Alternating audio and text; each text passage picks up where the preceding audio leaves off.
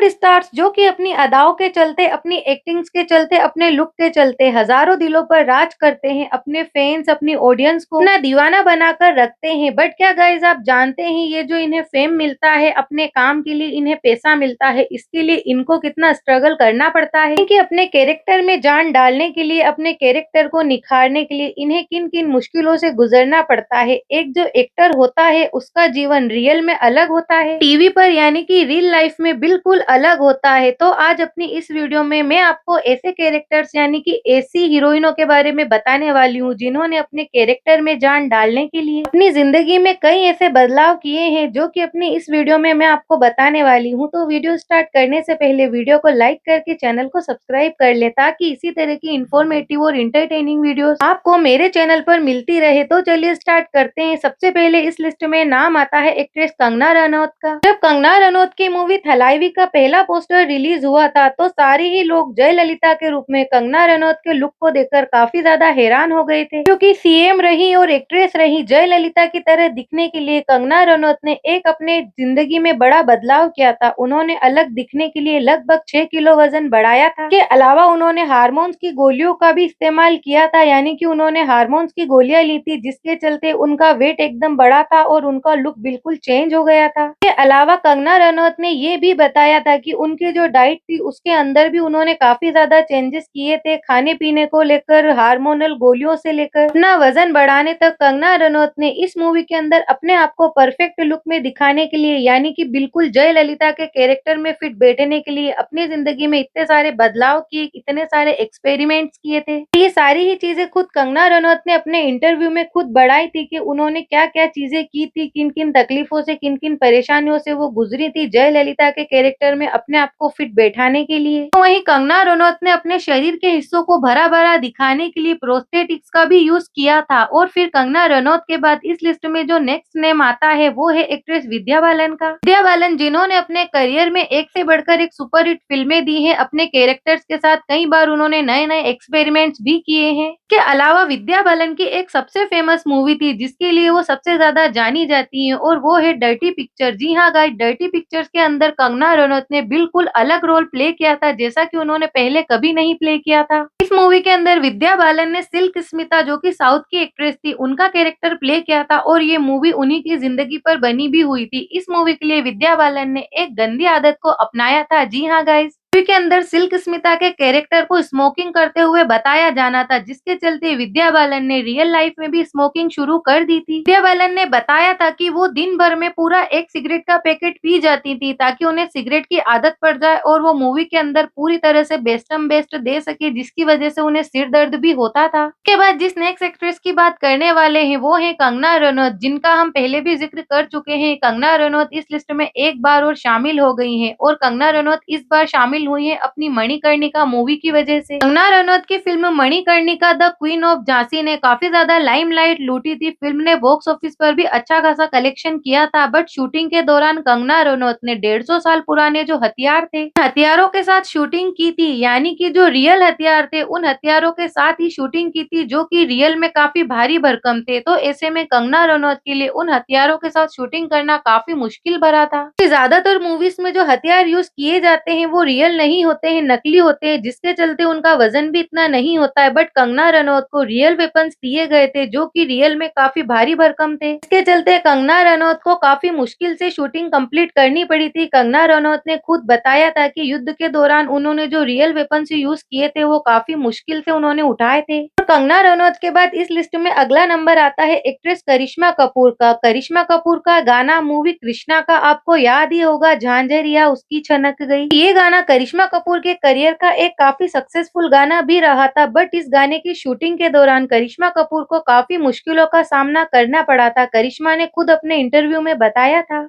कि इस गाने की शूटिंग के दौरान पूरे 30 बार उन्हें कपड़े चेंज करने पड़े, यानी कि 30 ड्रेसों में उन्हें दिखना था। हर लुक अलग था, अलग अलग हेयर स्टाइल थी, अलग अलग मेकअप था। इसके अलावा हर ड्रेस के अंदर एक अलग अलग स्टेप करनी थी, जिसकी वजह से उन्हें काफी मुश्किलें हुई थी। इसलिए झांझरिया न केवल एक मशहूर गाना था, बल्कि उनके करियर का सबसे यादगार गाना भी था। करिश्मा कपूर ने खुद अपने इंटरव्यू में बताया कि ये गाना उनके लिए काफी स्पेशल और यादगार इस वजह से भी रहा है कि इस गाने के अंदर उन्होंने काफी दिक्कतों दिक्कतों का सामना किया था। इस गाने की शूटिंग उनके लिए काफी मुश्किलों भरी थी। थोड़ी-थोड़ी देर में उन्हें dress, hair style, makeup, jewellery वगैरह सब कुछ चेंज करना पड़ रहा था। पूरे 30 बार उन्होंने ऐसा किया है और आप इस गाने को देखना, इस गाने के अंदर करिश्मा कपूर हर थोड़ी-थोड़ी देर में नई ड्रेस में, नए हेयर स्टाइल में नजर आती हैं। इसके बाद हम जिस नेक्स्ट एक्ट्रेस की बात करने वाले हैं वो है आलिया भट्ट। आलिया भट्ट जो कि आने वाली नेक्स्ट सुपरस्टार यानी कि लेडी सुपरस्टार कहलाती हैं। हालांकि आजकल उनकी कुछ फिल्में ज्यादा कमाल नहीं दिखा पा रही हैं, बट आलिया भट्ट की मूवी आई थी एक उड़ता पंजाब, और इस मूवी के अंदर आलिया भट्ट ने एक बिहारी लड़की का कैरेक्टर प्ले किया था। आलिया भट्ट को इस कैरेक्टर के लिए कई सारे पुरस्कार भी मिले थे। आलिया भट्ट का कैरेक्टर उनकी अन्य फिल्मों से बिल्कुल अलग था इस मूवी के अंदर। एक इंटरव्यू में इस मूवी को लेकर आलिया भट्ट ने खुद बताया था कि उन्होंने इस मूवी के लिए कई सारी भाषाएं सीखी थी और स्पेशल उन्होंने बिहारी भाषा सीखी थी। आलिया भट्ट ने अपने इंटरव्यू में बताया था कि उनके जो डायलॉग्स थे वो बोलने में उन्हें काफी दिक्कत आ रही थी, जिसके चलते उन्होंने ये डिसाइड किया कि वो इस लैंग्वेज को ही सीखेंगी और सीखने के बाद अपने डायलॉग बोलने में काफी मदद मिली। आलिया भट्ट ने बताया कि उन्होंने पूरी बिहारी भाषा सीखी थी इस मूवी के अंदर अपने कैरेक्टर को बिल्कुल परफेक्ट दिखाने के लिए। और आलिया भट्ट ने ये भी बताया कि इस लैंग्वेज को सीखने में उन्हें पूरा 1 महीना लगा था और फिर सीखने के बाद उन्होंने मूवी में काम स्टार्ट किया था। इसके बाद जो नेक्स्ट एक्ट्रेस है जिसकी हम बात करने वाले हैं कृति सेनन। कृति सेनन की लुका छुपी मूवी ने बॉक्स ऑफिस पर शानदार कमाई की थी। मूवी के अंदर उनके साथ कार्तिक आर्यन नजर आए थे। मूवी के अंदर कृति सेनन ने छोटे से शहर की लड़की का कैरेक्टर प्ले किया था जो कि लिव इन में रहने लग जाती है। इसके बाद काफी दिक्कतों का सामना करना पड़ता है, बट आपको मूवी का एक गाना याद होगा, तू लौंग में इलायची। अगर आपने इस गाने को ध्यान से देखा होगा तो इस गाने के अंदर कृति सेनन ने एक बैंगनी रंग की साड़ी पहनी थी। तो क्या गाइस आप जानते हैं कि ये साड़ी किसकी थी? अगर नहीं जानते तो चलिए मैं बताती हूँ। कृति सेनन ने ये जो बैंगनी कलर की साड़ी पहन रखी है ये कृति सेनन की माँ गीता सेनन की है। गाइस इन सभी एक्ट्रेसेस में से आपको किसका एक्सपेरिमेंट सबसे बेस्ट लगा है कमेंट सेक्शन में बताना। वीडियो को लाइक करके चैनल को सब्सक्राइब कर ले।